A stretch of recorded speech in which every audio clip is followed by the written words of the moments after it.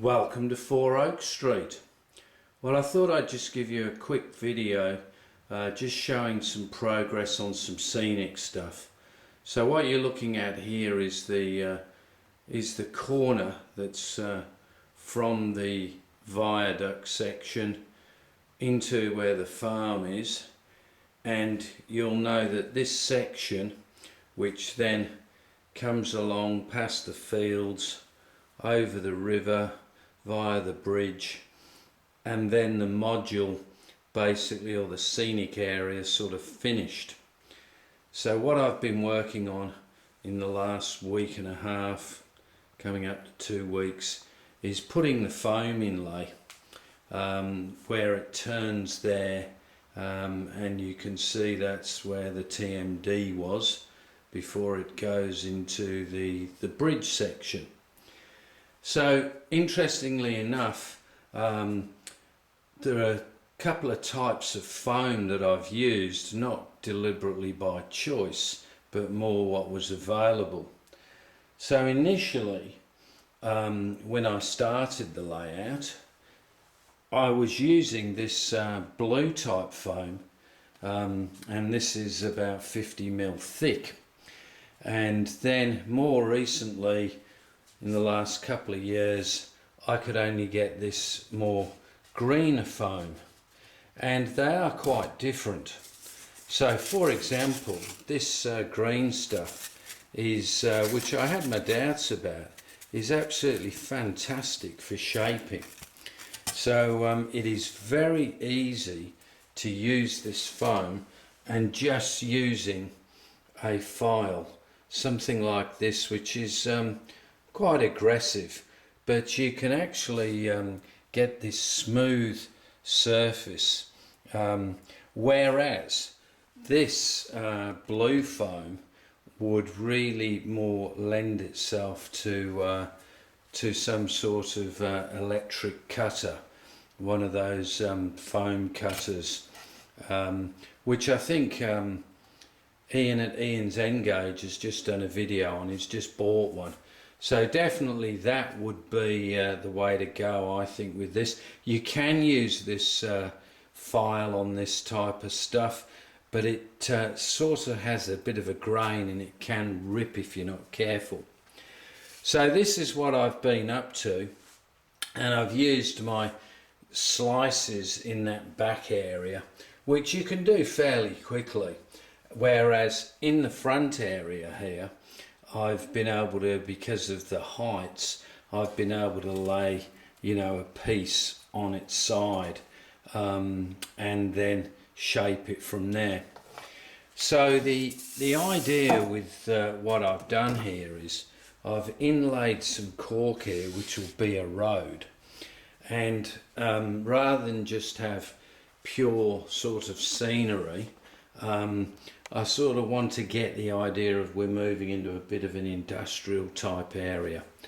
So I did have this idea of a gas tower there, so I've spent a bit of time trying to get that quite level, which it's not bad. It will need, I think the tower, I did try and support my whole weight on it at one stage accidentally, but luckily I've got another one I can build, but I may also just put some other sort of a building there, but I wasn't sure.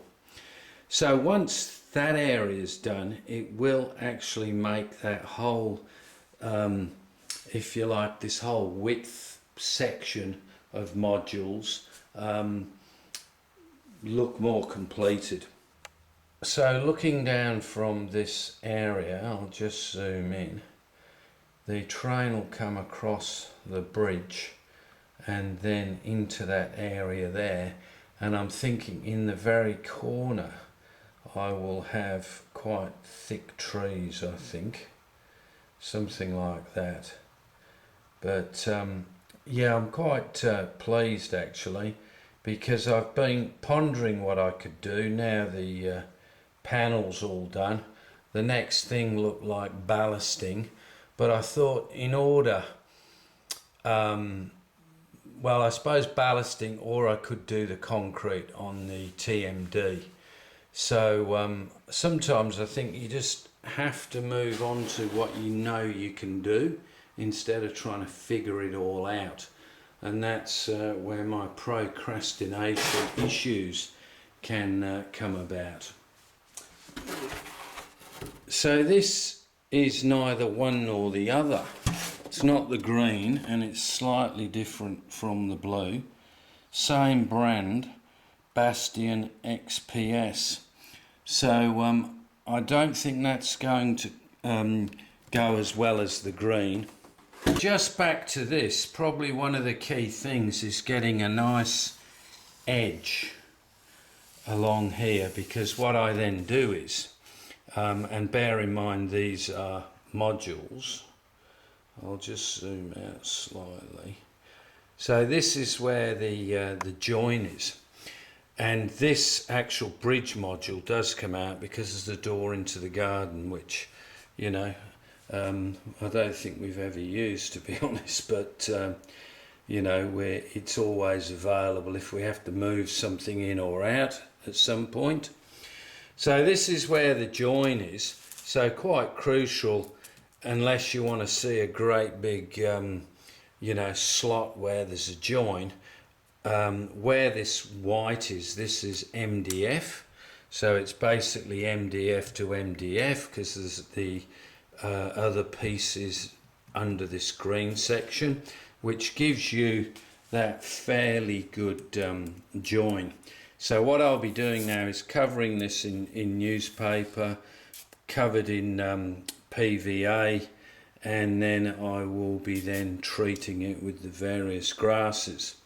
So one thing I've been able to do here to try and make this look a bit better is I put in a very small strip of almost what you'd use to glaze houses, you know, like that very thin clear stuff. Just put that in there and then ballasted either side, so you could try and keep the ballast you know, at the right height, so it was less obvious, if you like. So that's pretty much it. So probably after that I will get the concrete done. This will have to be built up here. This wall down there will probably continue, and then there'll be some sort of a bank here. Yeah, that's pretty much what I've got planned. So that's what I've been doing. So quite pleased with how it's come out, and once again, thanks for all the comments, and I'm glad you enjoyed the loco, the new loco. It's running superb now. It was just, I think, a little stiff and just needed that constant run, and unfortunately what I was doing, instead of, you know, I'd probably slow it down when I should have just kept it going. But anyway, it's a great loco, and I think they are getting better and better, so that's great for the hobby. So thanks for all the comments, and next video you'll see this completed and a few trains running past it. Thanks a lot. Bye.